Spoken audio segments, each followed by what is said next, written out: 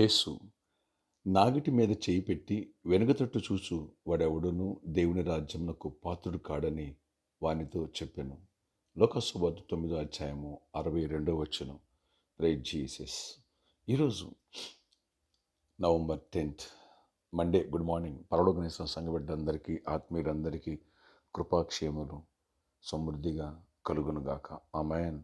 Friends, నిన్నటి దినమందు ఉజ్జీవం గురించి దేవుడు అనేకమైన విషయాలు, పాయింట్స్ దేవుడు మనకు నేర్పించారు. ప్రభుకి మహిమ కలుగునుగాక. ఈరోజు ఈ ఉజ్జీవం గురించి మరొక అంశం గురించి నేను ప్రేయర్లో జ్ఞాపకం చేసుకుందాం. ఇక్కడ చూడండి, ప్రభు చెప్పారు, ఉజ్జీవం అంటే కేవలం ఆత్మీయ భావోద్వేగం కాదు, అది దేవుని పనిలో కొత్త ఉత్సాహము, ఆసక్తి మరియు అంకిత భావాన్ని కలుగజేస్తుంది. ఈ ఉజ్జీవములో ప్రార్థన, వాక్యము, సేవ, ఇవి ఉజ్జీవం యొక్క త్రిముఖ బలాలు. దేవుడు కోరేది కేవలం ప్రారంభము కాదు, దీక్షతో కొనసాగించడం. దేవుడు తాత్కాలిక సేవకులను కాదు, తాత్కాలిక పరిచారకులను కాదు, నిరంతర సేవకులను వెతుకుతున్నాడు దేవుడు. యేసు చెప్పినట్లుగా ఎవడైనా తన పరిచర్యను మధ్యలో ఆపేయకూడదు. నాగటి మీద చేయి పెట్టి వెనకటి చూసేవాడు ఎవ్వడం దేవుని రాజ్యానికి పాత్రుడు కాడని అని చెప్తున్నారు. ఉజ్జీవం అనేది ఆరంభమై ఎండింగ్ వరకు కొనసాగించబడాలి. అంతే తప్ప మధ్యలో ఉద్రేకంగా స్టార్ట్ చేసి మధ్యలో ఉద్రేకంగా ఎమోషనల్గా ఏదో సమస్య వస్తుందని మానేయకూడదు. అలాంటి వాడి పట్ల దేవుడు ఆనందించరు. ప్రభు పనిలో వెనక్కి తిరిగే మనసు కాదు, ముందుకు సాగించే ఆసక్తి కావాలి. ఒక రైతు తన పొలంలో 2 కూలీలను నియమించాడు. అందులో ఒకడు ఉదయం ఉత్సాహంగా పని మొదలుపెట్టాడు, కానీ మధ్యాహ్నం అలసిపోయి వదిలేశాడు. ఇంకొకడు నిశ్శబ్దంగా, స్థిరంగా సాయంత్రం వరకు పనిచేశాడు. రోజు ముగిసినప్పుడు రెండో వాడే బహుమానం పొందాడు యజమానుడి చేత.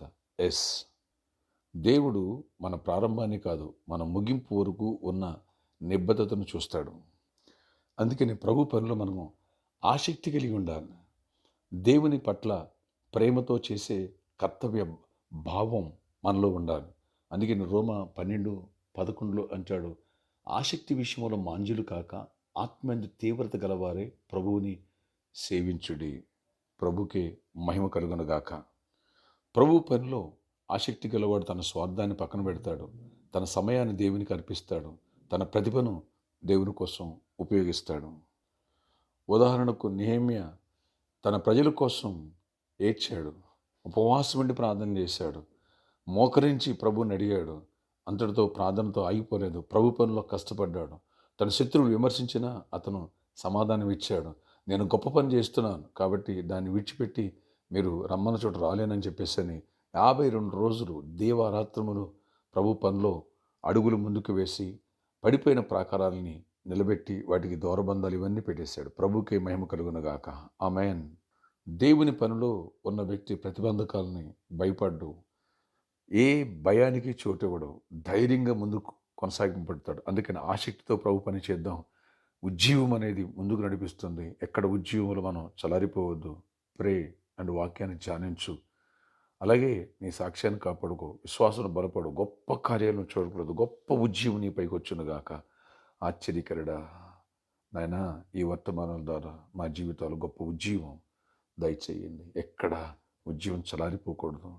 నాగటి మీద చేసి వెనక చూసి నా పాత్రవాడు కాడన్నావు, వెనక తిరిగి చూడకూడదు, అడుగులు ముందుకు వేయాలా.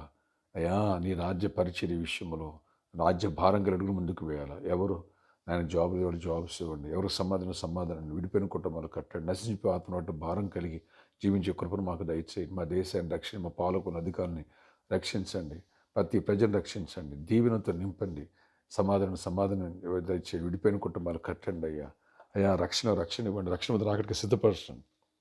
ఈరోజు బర్త్డే, వెడ్డింగ్ అసెంబ్లీ దీవించి దీర్ఘాయుష్ కృపాక్షేమం దయచేయండి. గ్రేట్ రివైవల్, ఉజ్జీవం మాలో ప్రతి ఒక్కరికి రేవర్తించి గొప్ప కార్యాలు చేసి నెహెమ్యాలో మమ్మల్ని సిద్ధపరచండి.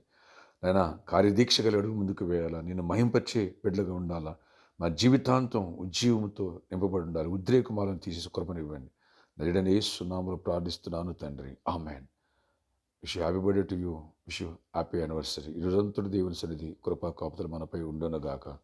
నువ్వు ఉజ్జీవపడాలి. బలంగా ప్రార్థించండి, వాక్యాన్ని ధ్యానించండి. మరింత దేవుని శక్తిని పైకి వచ్చునుగాక. ఆమేన్.